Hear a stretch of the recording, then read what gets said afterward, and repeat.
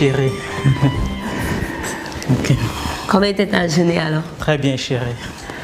Oh, ma chérie, tu ne vas pas me croire. Le Seigneur est fidèle. Merci, Jésus. Qu'est-ce qui s'est passé? Mon collègue Marc, dont je t'ai souvent parlé là. Oui. Je ne sais pas ce qui s'est passé, mais le Seigneur a touché son cœur aujourd'hui pendant la pause. Il a dit oui à Jésus. Waouh, le Seigneur est fidèle. J'espère que tu l'as invité à notre cellule de maison. Bien évidemment, il sera avec nous tous les mercredis. Gloire à Dieu, gloire à Dieu. Et sinon, comment était ta journée alors? La journée était bien. La journée était bien. Je n'avais pas beaucoup à faire. J'ai pu rentrer tôt. Ah, gloire à Dieu. Ah, je me réjouis déjà de l'évangélisation qui aura lieu la semaine prochaine. Non, c'est dans un mois, chérie. Shalom, shalom. Wow, qui vois-je là? Ah, Eden. Wow.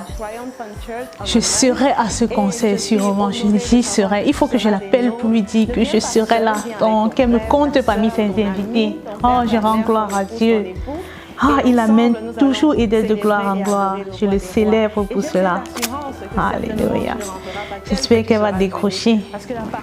J'espère qu'elle n'est pas seulement occupée à répéter déjà.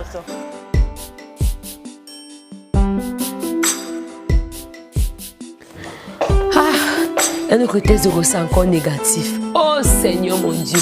Jusqu'à quand? Jusqu'à quand? Ah, Jésus. Ah, mon Dieu. Voilà 5 ans que Christian et moi sommes mariés. Nous n'avons pas encore d'enfants. Nous continuons à nous attendre à toi. Papa, nous te servons. Nous marchons dans la crainte. Je me suis mariée à plus de 30 ans. Je me suis mariée à 32 ans, Seigneur. J'étais vierge. Je n'ai jamais avorté. Je n'ai jamais forniqué. Pourquoi je ne suis pas enceinte? J'ai commis quel crime? Me marier, c'était dur. Accoucher, c'est dur. Pourquoi je dois autant lutter? Pourquoi je dois autant lutter? Les médecins disent que nous n'avons pas de problème de santé. Oh Seigneur, pourquoi ta promesse tarde? Pourquoi ne suis-je pas encore enceinte? Oh Seigneur. Qui m'appelle? Je ne vais pas d'humeur. C'est quoi ça même? Ah, ma mère. Allô, maman. Coucou ma chérie, comment tu vas ma Je ne vais pas bien. Je ne vais pas bien du tout, maman, je ne vais pas bien. Oh, qu'est-ce qui t'arrive? Maman, ça fait 5 ans que je suis mariée. Plein dans mes doigts comme ça, 5 ans. Je ne suis pas enceinte, je n'ai pas d'enfant. J'ai fait quoi de mal? J'ai fait quoi à qui? Pourquoi je ne suis pas enceinte? Même pas un petit retard comme ça. C'est le sang de quoi je saigne chaque mois. Pas si. Le temps de Dieu, c'est le meilleur. Tu n'es pas envoûtée, ma fille, et tu n'as rien fait de mal, rassure-toi. Rassure-toi, ma chérie, c'est le temps de Dieu. Le Seigneur qui t'a mariée, c'est celui qui a dit, allez, soyez féconds et multipliez-vous. C'est impossible que sa parole soit sans effet, ma chérie. Donc tout ce que tu dois faire, mon bébé, c'est de t'armer de patience, c'est tout. C'est tout ce dont tu as besoin. Je suis fatiguée. Ma chérie, le Seigneur prépare tes entrailles pour ton Samuel. Il prépare tes entrailles pour ton Jean-Baptiste. Maman, je n'ai pas besoin d'un garçon, même qui me donne une fille. Même une fille, je vais prendre. Qui me donne même une fille. Oui, ma chérie, mais Dieu a un temps pour tout. Souviens-toi d'Élisabeth. Élisabeth a attendu pendant longtemps. Elle a attendu longtemps, tant que Marie était encore une jeune fille. Élisabeth ne pouvait pas être enceinte. De la même manière, tant que Marie était une enfant, Élisabeth ne pouvait non plus pas être enceinte. Et tant que Marie n'était pas fiancée à Joseph, Élisabeth non plus ne pouvait pas être enceinte, ma chérie. Ah, maman, je ne suis pas Élisabeth.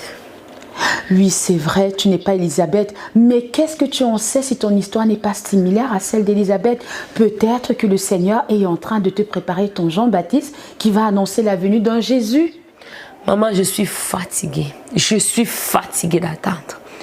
Oui, ma fille, mais ce sont les plans qu'il a pour toi. Et crois-moi, ce sont des plans de bonheur et non de malheur pour te donner un avenir et de l'espérance, ma chérie.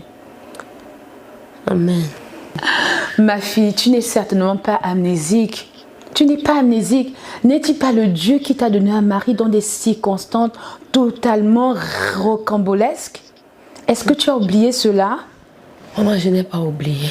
Je n'ai pas oublié. Je suis fatiguée. Ma chérie, je sais combien tu te sens. Je sais comment tu te sens. Moi également, ta maman, je suis en train de m'armer de patience. Et je crois en la parole de Dieu. Dieu a dit, les enfants des enfants, c'est la couronne des vieillards. Et tes enfants, c'est ma couronne. Et je suis en train de les attendre. Je sais que Dieu est fidèle, il ne va pas nous décevoir. Nous aurons ces enfants entre nos mains. Amen.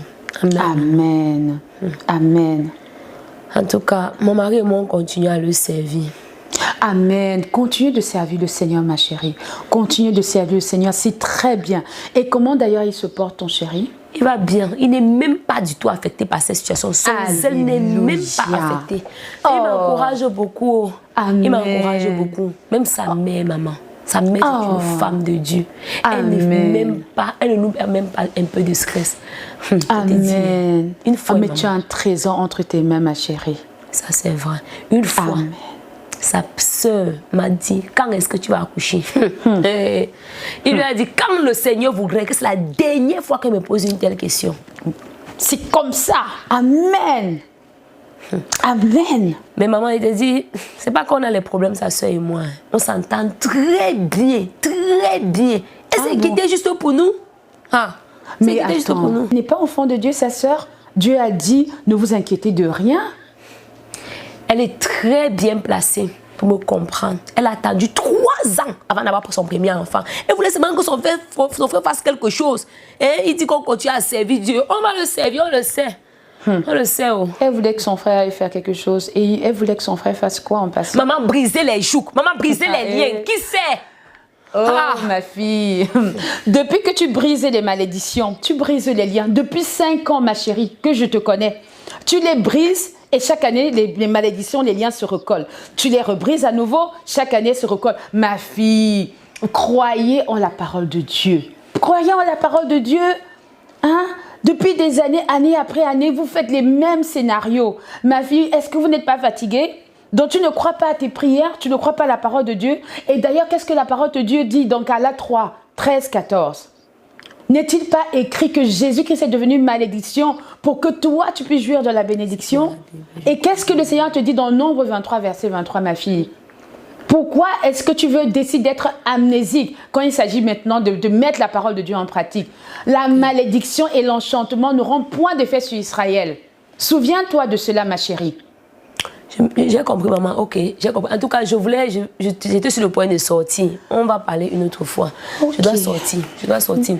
D'accord, maman. Chérie. Ok, maman. Porte-toi bien. Hein? Porte-toi bien. Bisous. Bye bye. Je t'aime. Moi aussi, je t'aime, ma bébé.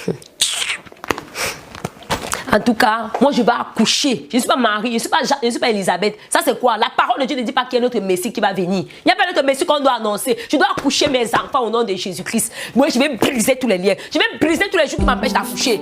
En tout cas, que je sorte au moins. Donc, tu veux que c'est l'ange Gabriel qui écrive sur le front du frère. Celui-ci est le mari destiné d'Éden.